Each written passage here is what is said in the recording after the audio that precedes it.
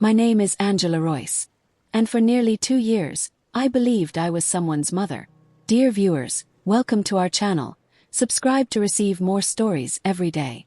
I knew Ivy's cries. I knew the rhythm of her breathing at night. I knew that she liked her bottle lukewarm and her lullabies sung off-key.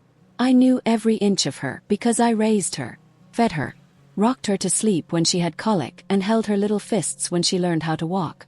I knew her. But according to the courts, I never had the right to call her mine. Let me take you back. It was a Tuesday when my life changed. I had been cleaning out the last remnants of my old life. Boxes labeled IVF 2019 and Adoption Docs Evans stacked in the hall closet like a silent reminder of everything I'd lost. My ex-husband and I had been trying to have a baby for years. First naturally, then medically, then legally. We were about to finalize an international adoption when he decided he was done trying. He moved in with a 27-year-old yoga instructor and left me with court fees and a dream that was no longer mutual. That's when my phone rang. Angela. It's Dahlia. From the Hope Path Surrogacy Network. Dahlia had spoken at a support group months earlier. She was sharp, calm, and well-connected in the world of private arrangements. There's a situation, she said. A birth mother's intended parents just backed out. She's due in 3 weeks. She wants her baby to go to someone who's ready. You came to mind. My breath caught. Is that even legal? That fast? She wants a private transfer. The birth mother's name is Camille. She's been screened and you'd need to handle some expedited paperwork, but yes. If you want to be considered, you'd have to meet her by the end of this week. Felt too fast, too sudden. But I couldn't look at the empty nursery anymore. Tell me where. Camille looked like someone who should have been on the cover of a lifestyle magazine. Golden skin, wide hazel eyes, thick chestnut hair swept into a bun. But there was something behind her eyes. Hesitation, maybe fear. She was 22, barely, and her belly was round and firm, framed by an oversized hoodie. We met at a neutral space, a lawyer's office arranged by Dahlia. Camille didn't want questions. She had no interest in co-parenting or updates. She wanted a clean break. I just want my baby to be safe, she said, not quite looking at me. No drama, no back and forth. I don't want to be found. Promise. I signed the paperwork. Dahlia assured me everything was being handled. And 3 weeks later, I was holding Ivy in my arms. Those first few weeks were a blur of sleepless nights and surreal peace. Ivy was tiny, 6 pounds and perfect. She latched well.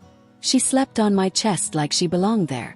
I registered her under the emergency pre-adoptive guardianship clause while we waited for the final paperwork. Dahlia said the formal adoption would be finalized within 90 days. I trusted that. I trusted her. I took photos, registered Ivy for healthcare, found a pediatrician, and applied for maternity leave. Friends sent gifts. My mother flew in from Oregon and wept when she met her granddaughter. I didn't realize then that not a single piece of it would matter in the eyes of the court. Ivy was 19 months old when the knock came. It was a woman in a crisp blazer and a man in a uniform. A CPS social worker and a sheriff. Angela Royce? The woman asked. We have an order for immediate transfer of custody. Blink. What are you talking about? He showed me papers. Custody claim. Emergency order. The name on it hit me like ice water. Elijah Barlow. Camille's husband. Camille was single, I said, voice shaking. She was married at the time of the birth. Mr. Barlow is listed on the birth certificate, the social worker said quietly. Under state law, he is the legal father. I turned, Ivy crying in the background. The nursery behind her. The only home she'd ever known. They took her. Just like that. The next days were a blur of panic, phone calls, and sobbing in the kitchen. Dahlia was unreachable. Camille's number was disconnected. The lawyer who had handled the original paperwork claimed he'd only facilitated and wasn't involved in the legal standing of the adoption. I found an attorney, Marcy Weiss, who specialized in contested custody and adoption cases. This is going to be uphill, she warned. You were never listed as a guardian after the birth. The expedited forms weren't filed in court. And if Camille was married, the adoption wasn't even legal. But I raised her. She's mine. You were the only mother she ever knew. That matters. It may not be everything, but it matters. So we filed for custody. Parental standing. Emergency reevaluation. Anything. The case became local news. Woman raises child for nearly 2 years. Now faces custody battle with biological father. The public was divided. Some called me a hero. Others called me a thief. I just wanted my baby back. The courtroom smelled like lemon polish and cold coffee. Ivy wasn't there. She was with Elijah's new wife, Melinda, who hadn't said a word to me except for a sharp glance in the hallway. Elijah looked like the kind of man who never lost. Tall, confident, with expensive shoes and a voice like he belonged in politics. "She stole our daughter," he told the judge. "We didn't know where she was for almost 2 years. I raised Ivy," I said, trying not to cry. "She's never known anyone else. We have a stable home, a family. We didn't even know Camille gave birth. She disappeared during our separation. Camille was gone. Vanished. A subpoena had been issued, but no one could find her. She gave Ivy to me willingly," I said. "I have proof. Emails. Texts." "You had no legal right," he shot back. My lawyer stood. "Your Honor, we request a stay of custody enforcement until the status of the child's welfare is re-evaluated by a child psychologist." The judge nodded. "Granted. But this case is far from settled." Weeks passed. Evaluations. Witness statements. I brought Ivy's pediatrician, her daycare provider, my neighbors. Everyone testified that Ivy was bonded to me, that she called me Mama, that removing her had changed her behavior. She wasn't eating, she was wetting herself again, she was screaming at night. Then Elijah took the stand. He painted me as manipulative, said I preyed on Camille. She was confused. She had postpartum. Angela took advantage of her vulnerability. He talked too much. You could see it in the judge's expression. And then he said it. She was never supposed to take the baby home before the paperwork cleared. Camille said they'd finalize it after a few weeks. That's what I agreed to. She broke the plan. My lawyer's pen froze on her notepad. The judge raised an eyebrow. What plan? Elijah hesitated. I mean, Camille said we'd handle it after she delivered. I never agreed to a formal adoption, but she said the baby would be safe with Angela for a while. My lawyer stood. Your Honor, I'd like that read back into the record. And just like that, everything shifted. My name is Angela Royce. For 674 days. I believed I was someone's mother. I knew the softness of Ivy's cheek against mine at 2 a.m. I knew the exact pitch of her hungry cry versus her tired one. I knew how to calm her with humming and how she liked her socks mismatched. I was there when she took her first steps. I have the footage, the photo, the tear-stained laughter that followed. So when they told me she was never mine, I thought I was hallucinating. But no, this was real. And it started long before that knock on my door. After my divorce, I had stopped answering unknown numbers. They always brought bills or bad news. But that day I answered. Angela. It's Dahlia. From the Hope Path Circle. We met last year. I remembered her. She spoke at a support group for women navigating failed adoptions. Her tone was calm but urgent. There's a unique situation, she said. A surrogate just gave birth. The intended parents backed out last minute. The hospital is pressuring for a placement, and I thought of you. Blink. Is this legal? There's an opening, she said gently. It's not through a traditional agency. More private. But if you're willing, we can fast-track temporary custody until finalization. Are you still open to adoption? Was I? The nursery down the hall was still untouched. The crib still wrapped in plastic. My hope, sleeping in a box marked someday. Yes, I whispered. Tell me what I need to do. The hospital was quiet when I arrived. Dahlia met me in the parking lot with a clipboard and a prepaid wristband. She's in labor now, she said.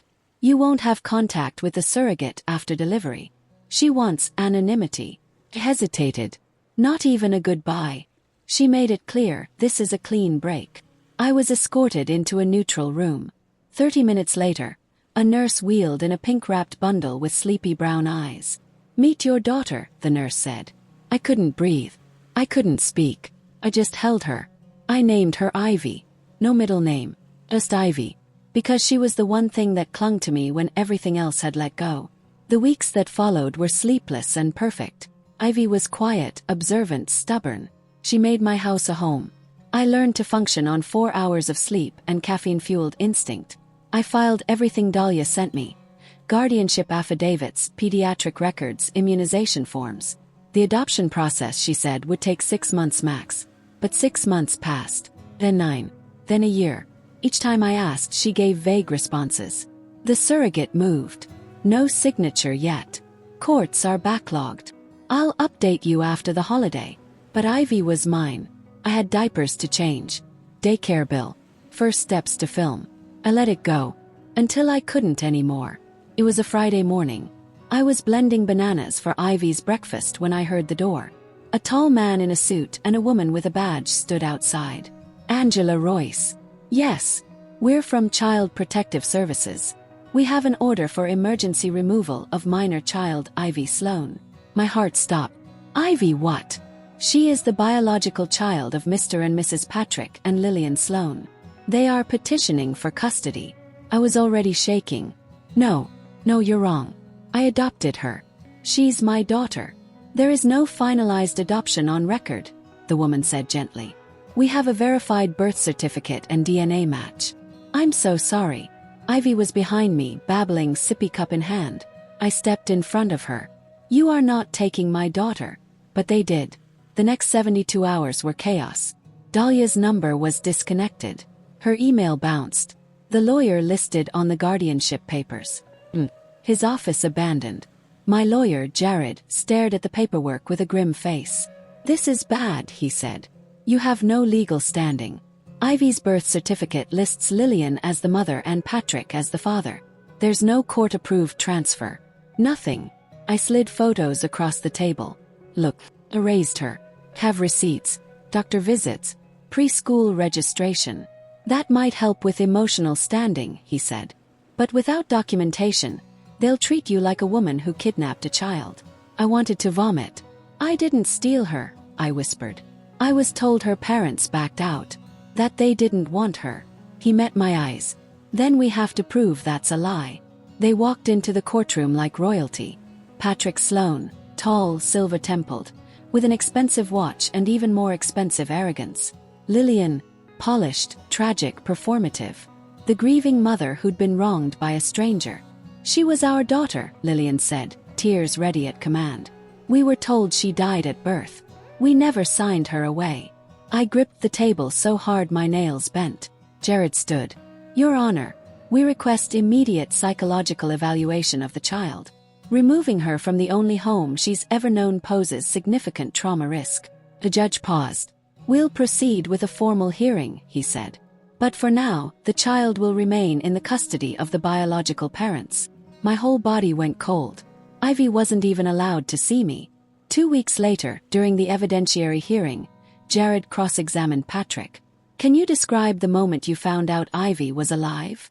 Patrick leaned forward. We were contacted anonymously.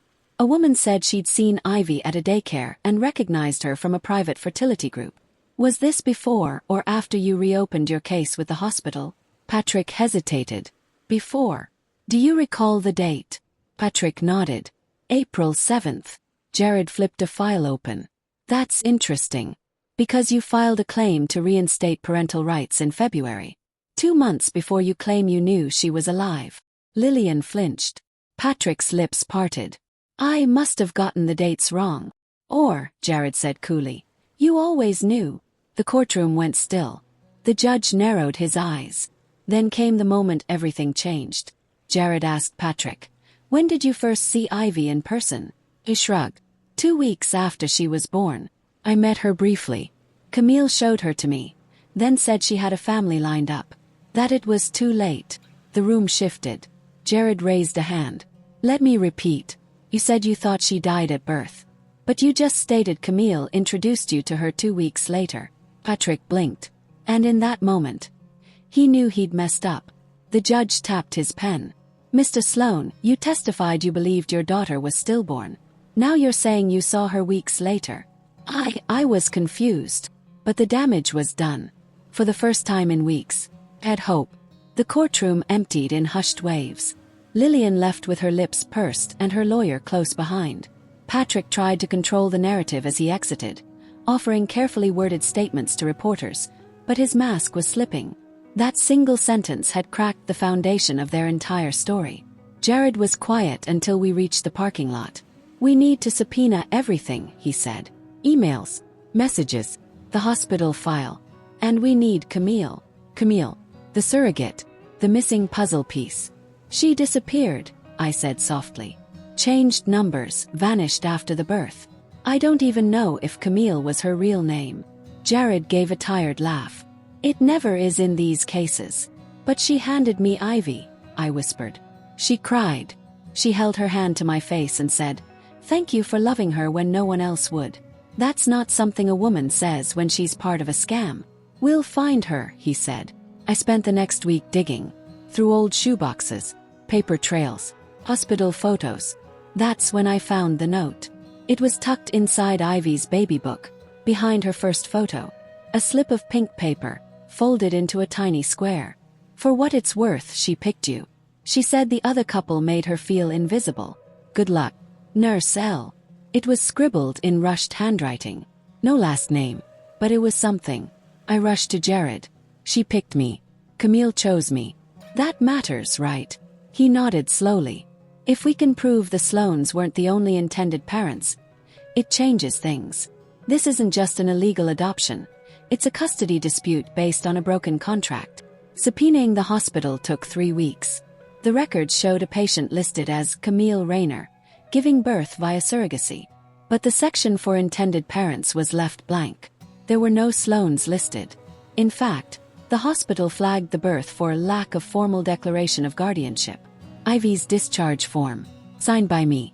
But in a different handwriting, a note had been added. "Temporary physical custody. Final documents pending." Even more shocking, a second file existed. A pre-birth legal intent form, filed months before Ivy's birth, did list Patrick and Lillian Sloane, but it had been voided. Reason: contract breached. Surrogate revoked consent due to verbal threats. The Sloanes didn't expect us to find that. They didn't want anyone to know Camille had rejected them. And now the narrative changed. They weren't the victims of fraud. They were the ones who got dropped, and went silent until the baby was already being raised by someone else. Jared prepared our next argument. This wasn't a kidnapping. It was a valid transfer of care after a failed surrogacy agreement. They didn't want the baby, until they changed their minds. Still, the judge needed more. Camille's voice, her truth, and we had no idea where she was. I never expected to hear from her. But 3 days before the next hearing, I got an anonymous email. Subject: "I saw everything." Message: "You don't know me, but I'm not proud of what I helped them do. He doesn't deserve her. Neither of them do. Meet me." It was signed Melinda, Patrick's new assistant, the one who'd sat silently at the back of every hearing. I'd seen her, watched her flinch when Patrick raised his voice. Jared and I met her in a quiet cafe 2 towns over. She looked nervous, hands shaking, eyes darting to the door. "I was with him when he got the call," she said. "He knew. He always knew Ivy wasn't dead. He just didn't want the mess. He told Lillian after the surrogate threatened to go public." "Why now?" "Yes." She looked up red-eyed. "Because I've seen what he does to people who speak up. And I saw the way that little girl screamed when they pulled her from your arms." She handed us a flash drive. Phone calls, voicemails, texts, including one where Lillian said, "Maybe if we scare Camille, she'll disappear." Jared worked fast. We submitted the evidence. The judge paused the trial, opened a secondary investigation. And then, out of nowhere, a message appeared in Jared's inbox. Subject: "You're looking for Camille." Sender: Lorraine Chambers, director of a domestic abuse shelter in New Mexico. Camille was alive. And in hiding. We arranged a protected video deposition. I stared at the screen as her face filled the frame. Older, paler, but still her. She told the court everything. They were controlling. Patrick and Lillian. I was supposed to be their surrogate. But things got scary. Calls in the middle of the night, threats if I ate the wrong thing. I wanted out. Legally, I couldn't back out. But morally, I had to. "So you ran?" Jared asked. "I left town. Went to another hospital. Dahlia connected me with Angela. I knew the law wouldn't protect me, but I couldn't give my baby to people who made me feel like a commodity." Back in court, the air was electric. The judge leaned back after reviewing the documents, the testimony, the recordings. What began as a custody battle, he said, has revealed a pattern of deception, coercion, and bad faith. He looked directly at Patrick and Lillian. You misrepresented the facts. You knew about the birth. You misled the court. And you allowed a loving guardian to be portrayed as a criminal. Then he turned to me. Ms. Royce, while you did not follow traditional legal processes, it's clear you acted in good faith, with the child's best interest at heart. Effective immediately, custody of Ivy is restored to you, with an expedited adoption review to follow. I couldn't breathe. I couldn't cry. Not yet. I just closed my eyes, and pictured Ivy's face when she finally came home. She clung to me like a shadow. For days, she refused to sleep alone. Her speech had regressed. She panicked if I left the room. But slowly we rebuilt. Together. I turned her nursery back into a bedroom, hung new photos, read her favorite books again. Jared sent a final email. Adoption approval hearing scheduled. I'd say we've already won. I smiled through tears. But then, 3 weeks later, my doorbell rang again. This time with something I never expected. Letter. From Lillian. It was thick, on embossed cream stationery. Signed with a trembling hand. Angela. I don't expect forgiveness. I didn't know the full extent of what Patrick did. I believed him. I believed the story he told me. That you manipulated a vulnerable girl. That Camille abandoned our child. That you swooped in during the confusion and took something that wasn't yours. But I've seen the evidence now. And worse. I remember the things I said to Camille. I remember raising my voice when she cried during the embryo transfer. I was so focused on becoming a mother that I forgot what kind of woman I was becoming. Sorry. For Ivy's sake, I hope you'll protect her from what we did. Lillian Sloan. My hands were shaking as I folded the letter. Not because I forgave her, but because she was the one person I never expected to flinch. The courtroom felt different that morning. Less like a war zone, more like a formality. The judge, now intimately familiar with every twisted thread of the case, reviewed the paperwork with efficient grace. Jared handed me a reassuring nod as I stood before the bench. We are here today to confirm the legal adoption of Ivy Ray Royce, the judge began. After a comprehensive review, and given the testimony of all involved parties, this court finds no further obstacles to finalizing the adoption. He paused, then smiled. Ms. Royce, congratulations. You are now, in every legal, moral, and spiritual sense, her mother. The gavel came down like thunder. The first thing I did was frame the adoption certificate. The second was take Ivy to the beach. It wasn't warm, but she didn't care. She chased birds and drew hearts in the sand with her tiny fingers. For the first time in weeks, she laughed, really laughed. Therapy helped. So did time. And music. I started playing piano again. Ivy danced, always barefoot, always humming whatever tune I couldn't finish. People asked if I hated the Sloans.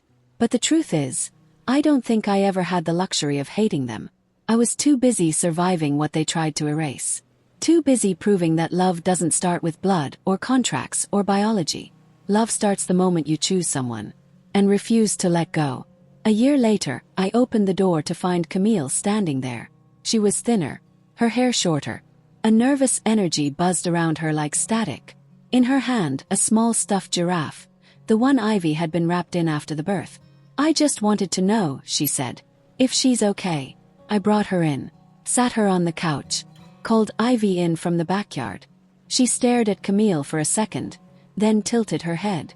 You look like me, Ivy said. Camille smiled through her tears. She looks like you, she whispered. We sat there for hours. I didn't ask her to leave. I didn't press for explanations. Some wounds are better left in the past, but some bridges need to be built. Slowly, quietly, truthfully. Before she left, Camille turned and asked, Do you think one day I could tell her the whole story? He nodded. One day. When she's ready. And when you are too. Ivy is 6 now. She loves frogs and hates socks.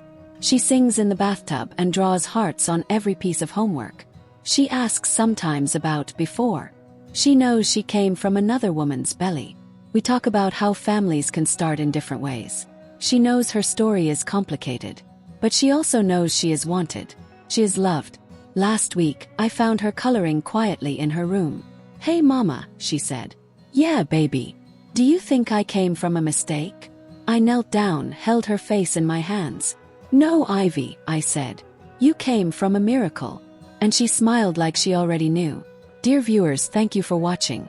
If you like this story, please subscribe to our channel to receive more stories every day. Share with us what you think of this story and tell us where you're watching from.